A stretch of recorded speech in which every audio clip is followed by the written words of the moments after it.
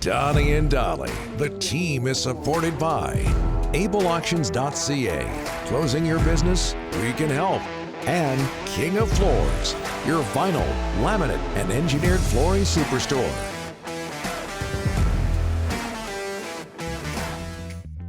Title sponsors on Donnie and Dolly, Able Auctions and King of Floors. Meanwhile, it is Friday, which means our guests today are brought to you by Langley Chrysler. They have the vehicle for your next summer adventure.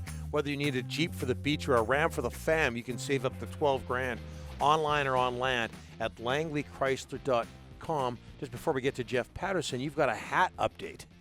Yeah, a lot of people are going to Whistler Golf Course, and they're not seeing these because they're sold out. Great track.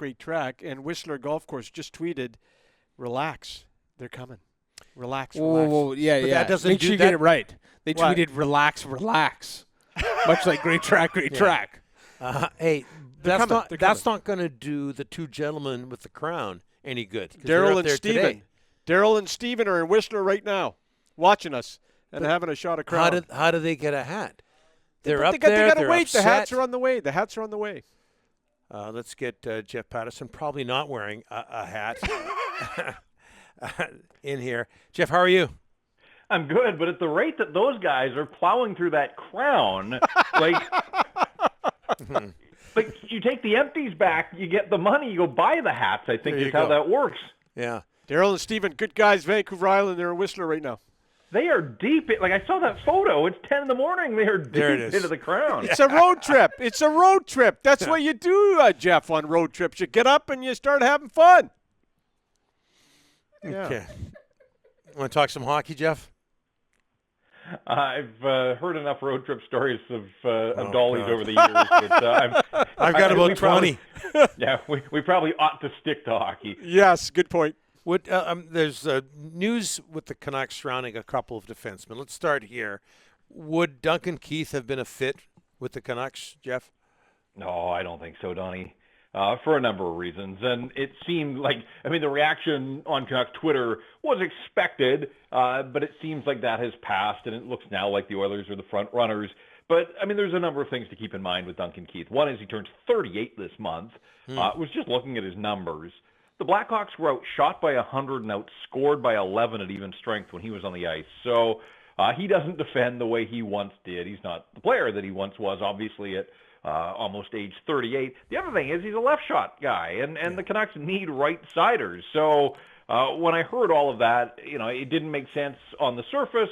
And then you think, too, like, they've just introduced Daniel and Henrik as senior advisors to Jim Benning. Could you imagine if Jim's first order of business with the Sedins on board was to acquire Duncan Keith? It doesn't make sense. So it seems like the storm has passed on that front. And quite frankly, if you're the Canucks, I think you probably want Duncan Keith to wind up on arrival at this stage of his career. Fans can still boo him every time he comes to Vancouver, and his level of play isn't where it once was. He's a couple of seasons removed from 40 points, but it's more about the defensive side of the coin when it comes to that player. And look, the Oilers had Tyson Barrie, and everybody thought Tyson Barrie was going to light it up, and he had a nice offensive season, but ultimately, how did things work for the Edmonton Oilers? Like, they still have plenty of work to do. I'm not sure that Duncan Keith is the answer for the Edmonton Oilers either, but he certainly wasn't the answer in my mind for the Vancouver Canucks. I know you weren't in the room with the Canucks this season, Jeff, but at any point during the season, did you get the sense that Nate Schmidt wasn't happy in Vancouver?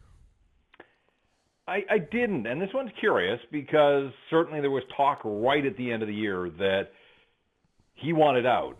There was talk that JT Miller was going to want out as well, and then, of course, the Miller camp came out and put cold water all over that, but nobody's done that on the Nate Schmidt front, and so I'm still having trouble sort of wading through this one to figure out if this is player or agent-driven. Is it just social media sort of picking up and revisiting a story that was there because nobody tamped it down?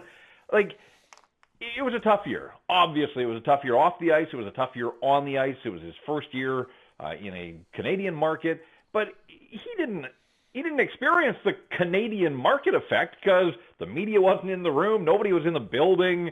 And this guy can handle the media. If there's a guy in the league that's built to handle media demands, it's Nate Schmidt. He hasn't met a microphone that he doesn't like. Mm-hmm. So, I have trouble believing that. Like, if you told me that, he didn't like the direction that the hockey club was going, I mean, I guess I could understand that a little bit. But if it had anything to do with his role, he was second to Quinn Hughes in power play ice time. He was third among Canuck defensemen in penalty killing ice time.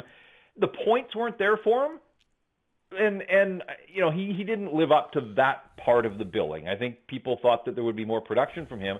It's important to note he had 15 points, not a single one of them on the power play. That second unit didn't see a lot of ice time, and when it did, it wasn't productive, not nearly as productive as the previous season. So, I think there's more there with Nate Schmidt, and I hope that he comes back, because we know that this Canucks defense right now is a work in progress, but I think the emphasis on work there, there's a lot of work left to be done. If they move off Nate Schmidt, can they turn him into another defenseman that can play in the NHL? Yeah, I'm sure they can, but you love his versatility of being able to play the left side or the right side as a left shot guy. So there are still a ton of questions on my end, and I'm sure others that need to be answered, because I don't know where it's coming from, but it won't go away. So nobody seems to want to deny that this isn't. I know Jim tried to sort of quash the rumors a little bit, but they're back now. So we're coming into this stage of the calendar, the next couple of weeks, where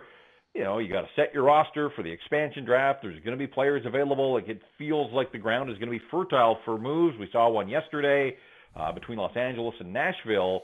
And so I'm having trouble sort of figuring out where Nate Schmidt fits in this equation right now. Jeff, I'm looking at Tampa Bay's distribution of their goals in the first two games against Montreal. 2 goals from line 1, 3 from line 2, 2 from line 3. When I look at the Canucks and the lack of production in the bottom 6 in the past few years, it's been astonishing to me. I tried to check in with VC and Boyd today. No decision has been made on those 2 players yet. I expect a decision to be made on those 2 guys very shortly. But when you look at their bottom 6 and you look at the way Tampa Bay is 4 lines, they roll them out.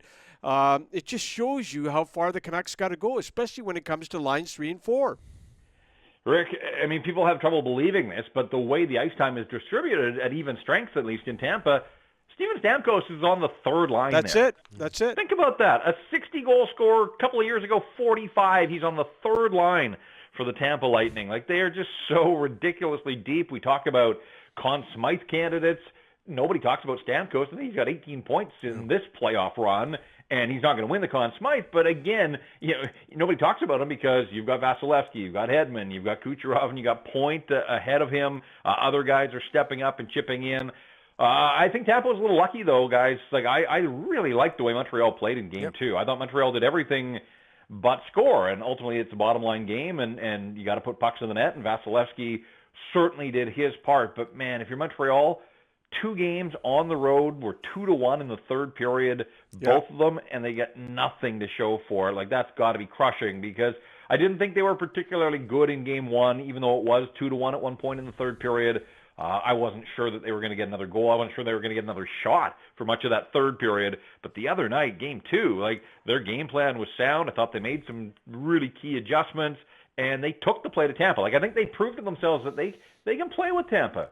But ultimately, you got to be able to put some pucks in the net. And, Tampa's got so many weapons, as you point out, Rick, that they play in these tight games. They don't have to look to 1 or 2 guys.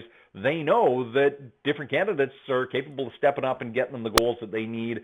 With Montreal, you think how much energy we've expended in this market all season talking about Tyler Toffoli? You remember Tyler Toffoli? Yeah, I do. Haven't heard much of him here. He's gone 6 games without a goal, 1 in his last 8. I mean, he's had an incredible season. He's had a decent playoff run, but chips are down. They're down 2-0. They need a guy like Tyler Toffoli.